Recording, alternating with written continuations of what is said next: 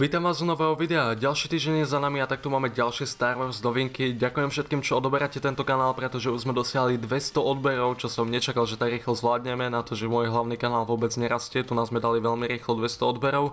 Určite si dajte ten odber, ak náhodou nemáte, lebo plánujem to tu rozšíriť o nejaký ten ďalší obsah, čiže máte sa na čo tešiť. No ale my poďme na to, kvôli čomu ste klikli na toto video, a to sú Star Wars novinky za posledný týždeň. Máme tu 4 celkom veľké novinky ohľadom budúcnosti Star Wars, takže poďme rovno začať tou prvou veľkou novinkou, ktorú ste už možno počuli, a to je to, že Dave Filoni dostal povýšenie v Lucasfilme. Ak náhodou neviete, kto je Dave Filoni, čo pochybujem, tak je to režisér, ktorý stal za seriálom Star Wars The Clone Wars, Star Wars Rebels, Star Wars Bad Batch, čiže stal za týmito animákmi, samozrejme aj Resistance, ale toto nejako spomínať nebudem. Taktiež aj za hranými projektmi, napríklad celý seriál Ahsoka, ktorý sme tu teraz mali, je jeho práca. No ale samozrejme tu ešte boli nejaké tie epizódy Mandaloriana a Book of Boba Fett, ktoré režíroval. Dave Filoni rozumie Star Wars a to je častočne vďaka tomu, že ho George Lucas sám učil ešte v časoch, kedy robili na seriáli Star Wars The Clone Wars, čiže určite je zaujímavé, že ho povýšili v Lucasfilme. No ak sa pýtate, na akú pozíciu ho povýšili, tak je to CFFO, čo je Chief Creative Officer, a to v preklade by malo znamenať, že bude dohliadať na nejaké tie Star Wars hrané alebo animované projekty vo fázi vzniku a bude neúplne meniť ten príbeh ako taký, ale bude ho usmerňovať, aby viac zapadal do sveta Star Wars, pretože on tomu rozumie a tým pádom by vedel usmerovať niektoré projekty, pretože nie všetci tvorcovia úplne na 100% rozumejú svetu Star Wars a ako tam všetko funguje, čiže áno, mohol by tam nejako zasiahnuť, aby ten príbeh tých rôznych projektov tak nejak zapadal, že je to v tom rovnakom svete, ale zároveň to teraz neznamená, že bude všetko prepojené so všetkým, jak v Marveli, že napríklad Andor bude prepojený teraz s Mandalorianom alebo dačo. Toto neznamená, skôr to, že to bude viac zapadať do toho jedného sveta, že tie pravidlá tam budú fungovať rovnako a tak podobne, ale Dave Filoni aj sám povedal, že chce tvorcom nechať voľné ruky, aby povedali príbeh, aký chceli. On ich len chce nasmerovať tým správnym smerom, aby to zapadalo do sveta Star Wars. Neviem, či sú to úplne najlepšie správy, ja som za to celkom spokojný, lebo bude to mať takú viac jednotnú víziu tie všetky projekty a možno to bude smerovať aj nejakým jednotnejším smerom, to môže byť fajn. Zároveň Dave Filoni si myslím, že nie vždy robí úplne najlepšie veci, aj keď ho veľmi cením hlavne za Clone Wars, Rebels a niektoré epizódy Mandaloriana a Ahsoky. Takže ja si myslím, že on má viac toho dobrého, nezlého, ale sú ľudia, čo ho veľmi nemusia, takže môže tam byť aj nejaký problém. Ja napríklad na Dave Filonim úplne nemusím to, že ignoruje kanon materiály mimohraných vecí alebo animákov. Ak neviete, tak existuje Lucasfilm Story Group a oni radia rôznym tvorcom, čo sa týka kníh, komiksov, seriálov, hier, filmov a tak ďalej, aby tam dávali nejaké veci, ktoré viac do kanónu zapadajú, hej, a tak je ten svet viac prepojený, ale mám pocit, že Dave Filoni to veľakrát ignoruje, lebo má pocit, že ešte ten čas tých Star Wars legend, kedy môže hociaký expandovaný materiál takto odignorovať, čiže to dúfam, že nebude nejaký problém, pretože veľa seriálov sa pekne držalo práve kanónu a bolo tam veľa cool referencií, ale myslím si, že Lucasfilm Story Group by mal stále mať v tomto úlohu, čiže to asi nebude nejaký veľký problém.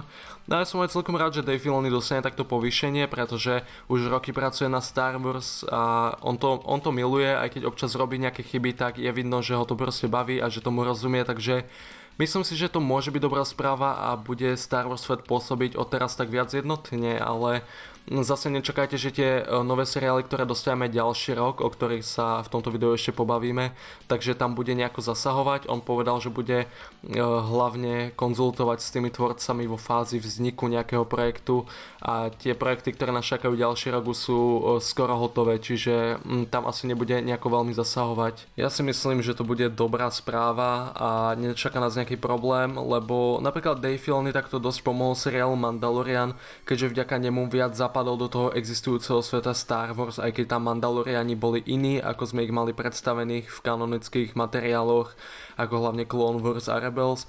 No tak to za mňa veľmi dobre zapadlo a dávalo to zmysel. No určite mi napíšte, čo si o tom myslíte vy, ako už bolo na čase, aby Dave Filoni dostal povýšenie, veď toľko robí pre ten Lucasfilm a fanúšikovia ho majú radi, teda väčšina, takže prečo nie? Ďalšia novinka je o Star Wars filme o Rey, ktorý nám bol oznámený tento rok na Star Wars Celebration. Action, ak náhodou neviete, Rey má dostať film, ktorý sa odohráva nejakých 10-15 rokov po sequelovej trilógii.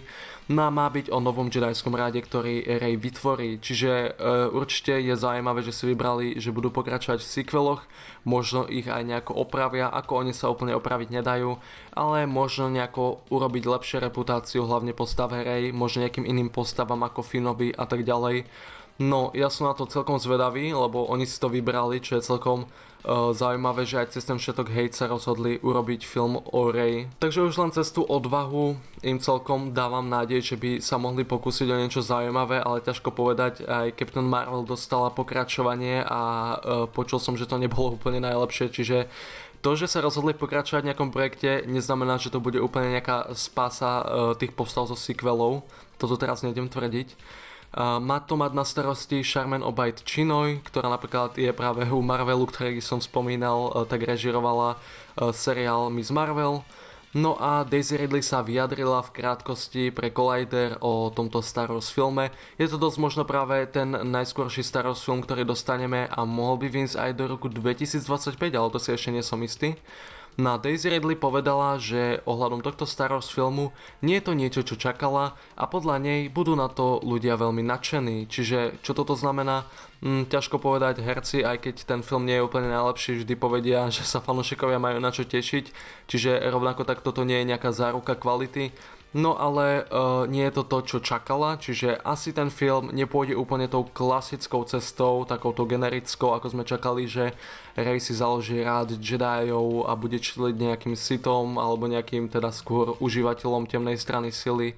No, že to bude niečo fakt nové a zaujímavé, ja som na to zvedavý a neviem veľmi čo od toho čakať, ako ja hlavne dúfam, že tam bude aj Finn, lebo Finn je na silu citlivý, čo sa nedal zachytiť zo sequelov, ale je to potvrdené, čiže ja si myslím, že Finn by tam mohol mať väčšiu rolu ako Padawan Rey a mohli by sme tam mať nejaké zaujímavé situácie a dianie v galaxii, mohlo by to byť niečo už konečne fakt nové pre tento svet. Ja som na to zvedavý, Daisy Ridley nám k tomu takto niečo povedala, ale neviem, či sa mám úplne na to teraz kvôli nej tešiť, lebo pamätáme si, ako hypovali epizódu 9. Máme tu ďalšiu super správu ohľadom Star Wars seriálov, ktoré nás čakajú v roku 2024. Tieto novinky nám poskytol Empire Magazine, čo je časopis, ktorý vychádza mesačne a dáva nám zaujímavé novinky zo sveta filmov a seriálov a veľakrát je to zdroj zaujímavých Star Wars noviniek. No a máme tu také menšie preview časopisu, ktoré vyjde v roku 2024 a máme tu menší Star Wars článok, ktorý nám ukazuje, aké hrané seriály uvidíme v roku 2024 a máme tu tak 3 seriály: Acolyte, o ktorom sme si tu už párkrát hovorili, no a to je práve seriál z obdobia High Republic, ktorý má ukázať práve tú novú éru zo sveta Star Wars v ranom podaní.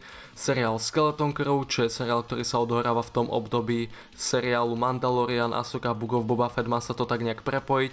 Je to o skupinke detí, ktoré sa stratia v galaxii, no a má tam byť aj Jedi, ktorého si zahrá Jude Law. No ale čo je zaujímavé, že v tomto článku zahrnuli aj druhú sériu Andora. Ak ste videli moje minulé novinkové video, viete, že u Andora sme si neboli istí, či vyjde v roku 2024, pretože nebol dotočený kvôli strajkom. Tým pádom sa teraz môže natiahnuť to natáčanie, strih a tak ďalej, čiže ja som čakal, že to vyjde niekedy v roku 2025, ale tento časopis teda naznačuje, že to vyjde ďalší rok. Stále by som to nebral úplne ako 100% potvrdené, ale je možné, že koncom roka teda uvidíme Andora. Ak by som ja mal nejako zoradiť tieto seriály, kedy výjdu, myslím si, že Acolyte vyjde čo najskôr, potom bude Skeleton Crew, lebo Skeleton Crew už mala byť tento rok, len sa to odložilo. Na koncom roka, možno v decembri, by mohol byť Andor.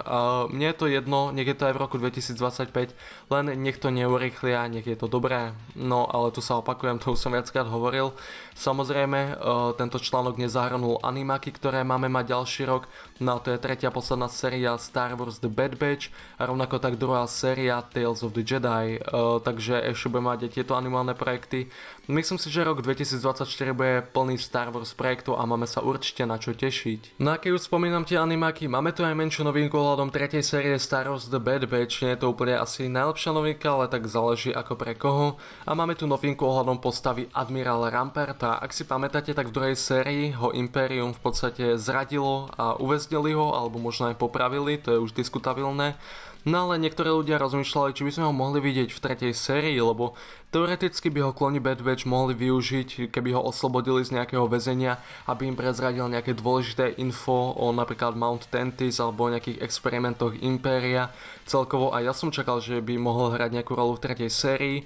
No ale jeho daber Noshir Dalal na Reddite potvrdil, že sa neukáže a povedal, že nič nenahrával pre tretiu sériu Bad Batch, čiže toto by malo potvrdiť, že Admiral Rampart nebude v tretej sérii Bad Batch. No a ak sa pýtate, nie je to nejaký fejkový účet, je to on, je vážne overený takto na Reddite ten daber. No a zároveň ja si myslím, že neklame, lebo on to napísal sám od seba, nikto sa ho na to nepýtal, on to tam napísal pod jeden príspevok, čiže toto by malo znamenať, že Ramparta neuvidíme v tretej sérii, čo je celkom škoda. Nemyslím si, že by mohol dostať nejaké vykúpenie, ako to dostal napríklad Kalus v Rebels, lebo Rampart bol fakt zlý miestami. Videli sme, čo robil chudákom klonom, ale zároveň si myslím, že by ho mohli využiť v tretej sérii, aby to nejako prepojili, keďže to bol záporak prvých dvoch sérií. Na posledná novinka tohto videa je o filme Taiki Waititiho, o tom som už tu párkrát hovoril. Je to film, ktorý bol oznámený už roky dozadu a stále je asi vo fázi scenára, ale stále sa deje. No a Taika Waititi robil pre MCU Thora 3, 4, robil aj film ako Jojo Rabbit a určite nejaké ďalšie zaujímavé veci, o ktorých ste mohli počuť. Tak v krátkosti to zhrniem, pretože nie je to nejaká veľmi zásadná novinka. No ale Taika bol v rozhovore Kelly Clarkson Show a tam prezradil, že ten film sa stále deje, ale chce si s ním dať na čas, pretože pre neho je to veľmi dôležitý projekt a chcel by tam zachytiť práve tú energiu, aké majú práve originálne Star Wars filmy. Mne sa páči, že to Taika bere takto vážne, aj keď občas vtipkoval o tomto filme, ako som to bral v minulotýždňovom videu. No tak berie to vážne, myslím, že Star Wars fanúšikovia by sa nemali hnevať za každý vtip, čo povie, pretože je vidno, že to vážne berie, a ja si myslím, že je to schopný režisér, ktorý určite vie urobiť zaujímavý film zo sveta Star Wars, takže ja tomu dávam veľké šance. No a napríklad aj režiroval finále prvej série Mandaloriana a bolo to dobré, čiže neviem, čo sa ľudia toľko boja, ja si myslím, že by to mohlo byť fakt dobré, ale ten film, on ešte len teraz podľa mňa píše scenár, ani scenár nie je hotový, takže to sa môžeme dočkať reálne až za 6 rokov aj viac. Ja si myslím, že na to si ešte počkáme. No a dúfam, že to neskončí niekde v zabudnutí ako niektoré projekty ako trilógia Ryana Johnsona alebo Rogue Squadron, čo je film, ktorý aj zrušili, sa mi zdá. Čiže ako dúfam, že sa dočkáme, pretože ten film by mohol byť zaujímavý a som zvedavý aj, kde bude zasadený, či Taika Waititi bol nejako donútený alebo si vybral to obdobie originálnej trilógie alebo celkovo Skywalker ságy, alebo či preskúma nejaké úplne nové obdobie, uvidíme. Toto je všetko z tohto novinkového videa, mali sme tu nejaké zaujímavé novinky ohľadom budúcnosti Star Wars a vaše názory mi napíšte pod toto video do komentárov. Pozrite sa na môj hlavný kanál pre nejaké ďalšie videá, no a my sa uvidíme na budúce, majte sa a nech vás sila sprevádza.